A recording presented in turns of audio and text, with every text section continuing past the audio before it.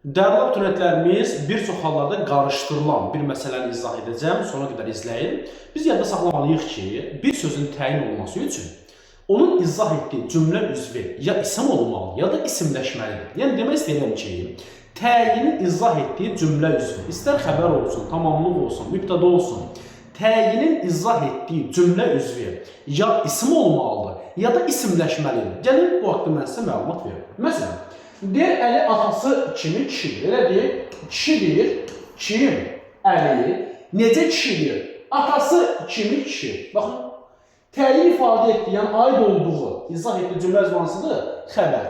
Xəbər isimdir, təbii ki. Demək, bu halda biz buna təyindir, yadda saxlayırıq ha. Biz o sözə təyin deyirik ki, təyin izah etdiyi söz ya isim olmalıdır, ya da isimləşməlidir. İsimdir, təbii ki. Deyir, Əli atası kimi danışdı.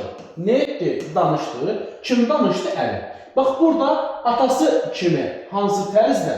Mən buna zərflik deyirəm. Niyə görə? Çünki izah etdiyi xəbər nə isim deyil, nə də isimləşmir. Təbii ki, bu zərflikdir. Növbəti, ən çox qarışdıran məsələ bax buradadır. Deyir, Əli atası kimi cavandır. Cavandır. Kim? Əli. Bəzən də ki, necə cavandır? Atası kimi xeyr, diqqətli olun. Bax, biz burada buna təyin desək əgər, təyin izah etdiyi xəbər nə isim deyil, nə də isimləşmir. Bu sifətdir. Demək, biz heç bir halda buna təyin deyə bilmərik. Biz buna zərflik deyəcəyik. Yenə bir daha diqqətli olun. Təyin dediyimiz cümlə üzvünün aid olduğu cümlə üzvünün, buna mən təyin dedim. Bu o halda təyin olmalı ki, izah etdiyi cümlə üzvü ya isim olsun, ya da isimləşsin.